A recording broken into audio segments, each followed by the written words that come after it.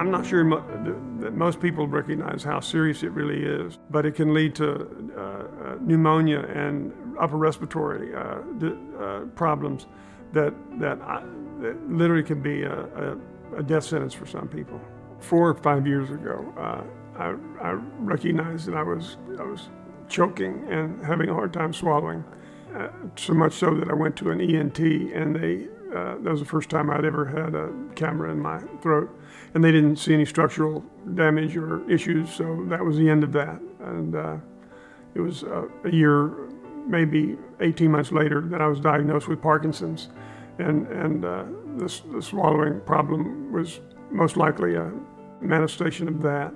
It made me nervous, particularly living rurally. I had several instances where I choked on food and pills that I thought I was in real trouble.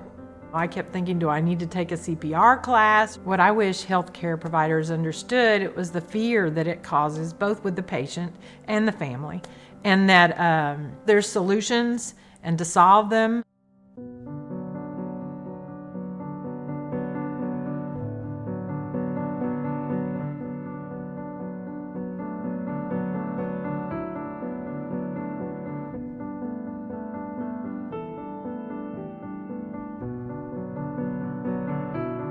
My neurologist recommended that I find a speech therapist, but it wasn't right up front. It was later in the game. Finding a speech therapist turned out to be very difficult, partly because we're so rural. Even in Austin, I found it very difficult to find somebody who caters to seniors.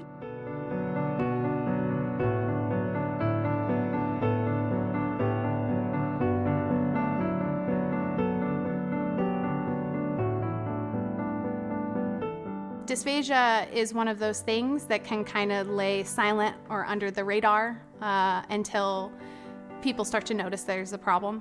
We cannot diagnose dysphagia at the bedside because we don't know what's happening inside the throat. In rural communities, we have less access to hospitals, we have less access to clinics, and it's harder for people who may have reduced mobility and to be able to drive into the big city to get diagnostics. Moria actually showed us things to do, you know, even though I'm smaller than my husband, things I could do that could help him if he was choking before the 911 call. Within 2 to 3 weeks, swallowing was dramatically different in a better way.